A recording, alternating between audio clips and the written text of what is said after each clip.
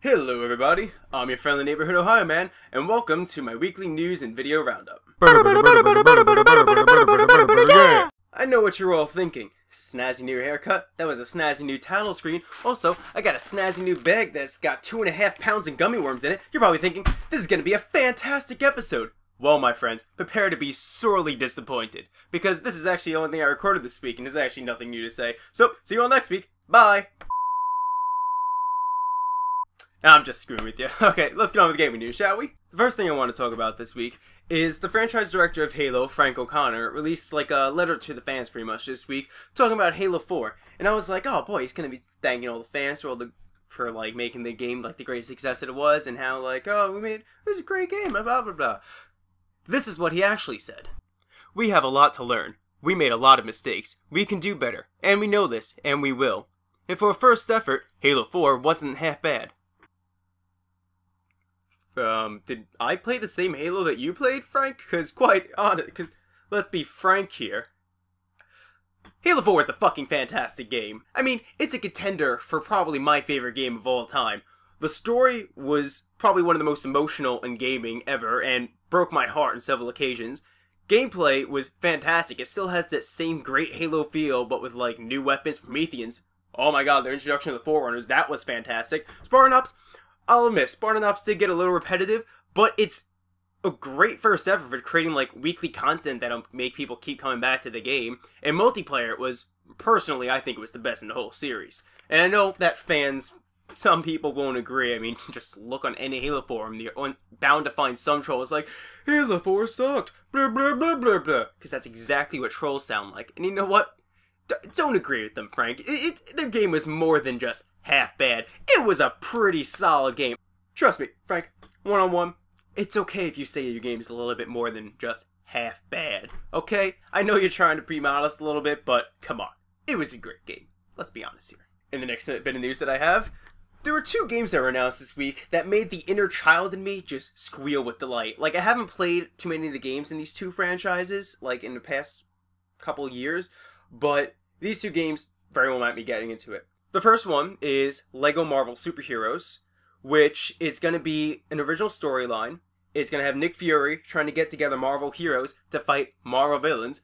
What more could you possibly ask for? I mean, you're going to be able to play as like Iron Man, Spider-Man, Wolverine, Thor, and you're going to be fighting against, I think they confirmed Loki and Galactus so far, but the LEGO games are a lot of fun, and the fact that there's going to be finally Marvel heroes in it, this is going to be amazing. I cannot wait for this game to come out. The second game that's got me excited was the announcement of Pokemon X and Y. I don't know why I'm so excited for this game, because I haven't played a Pokemon game since Ruby and Sapphire, which I think was 10 years ago. So that's a long time for me to like not be interested in Pokemon, and all of a sudden just like, oh, Pokemon X and Y. Okay. Coming out in October across the entire world. Uh-huh. It's coming out for the 3DS. Woohoo! Yeah! Yeah, I actually said that if they ever make a Pokemon game for the 3DS, I'm probably gonna get it, because I've always wanted to get back into the series, but it's just like things had changed so much, I just didn't know like where to jump back in.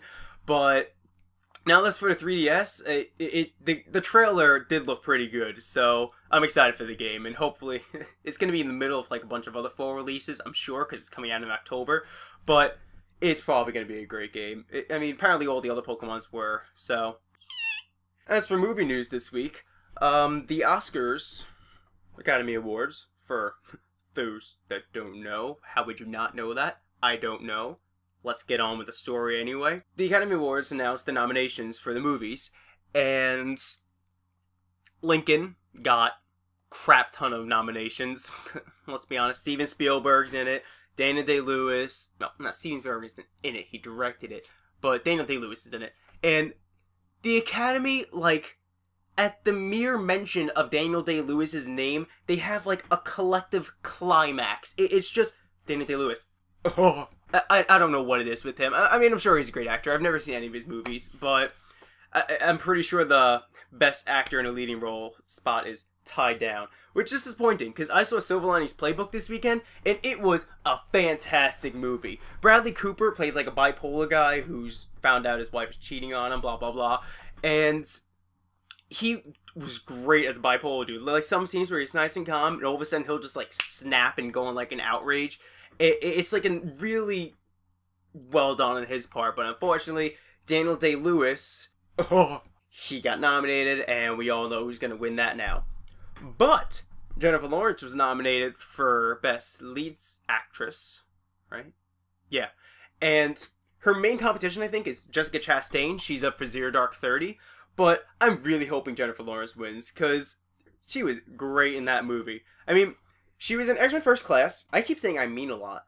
I should stop that. She was in X-Men First Class as Mystique. I thought she was good. I really liked her. But it wasn't until Hunger Games, where she played Katniss, that I fell in love with that woman. She is a great actress. You know what? I read the Hunger Games books, because I wanted to, like, read them before the movies came out. And I felt that Katniss was extremely whiny. Yeah, kind of whiny, because you're in the middle of a competition where you could be killed by other people, children, teenagers, whatever, and her main concern was, oh no, Peter's flirting with me, what's Gail gonna think? Oh no! Come on, woman, snap out of it. You could be killed here, and you're worried about what Gail's gonna think about you when you get home.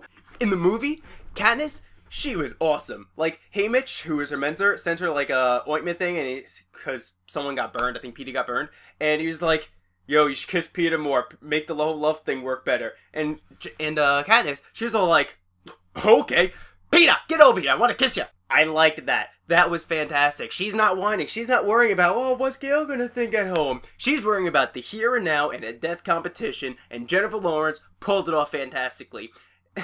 Actually, that just reminded me that whenever I read PETA in the book, I immediately read it in, like, Lois's voice from Family Guy. Like, PETA! How could you not go for that?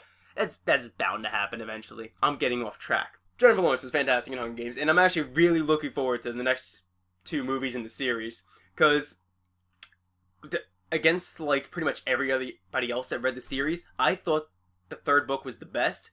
Mostly it's probably because I'm thinking from, like, a sci-fi point of view, and I really loved the world that it created. And if you haven't seen the movie yet or read the books, there's, like, a rebellion that's starting to brew, and it kinda... shit starts hitting the fan, let's just say, in the third... Shit starts hitting the fan in the 3rd book, and it should be really good. They're also splitting it into 2 movies, and some people complained about it, but people also complained about The Hobbit being made into 3 movies, and the first one's pretty good, so I'm pretty sure they could split up the 3rd Hunger Games book into 2 movies. So yeah, that happened.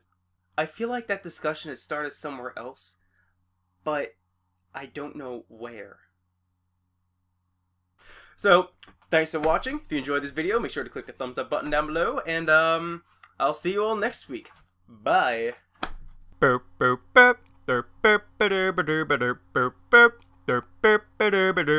Seriously, that discussion got really out of hand. I think I started talking about the Oscars and somehow ended on, like, PETA sounds like Lois from Family Guy. That got out of hand really fast.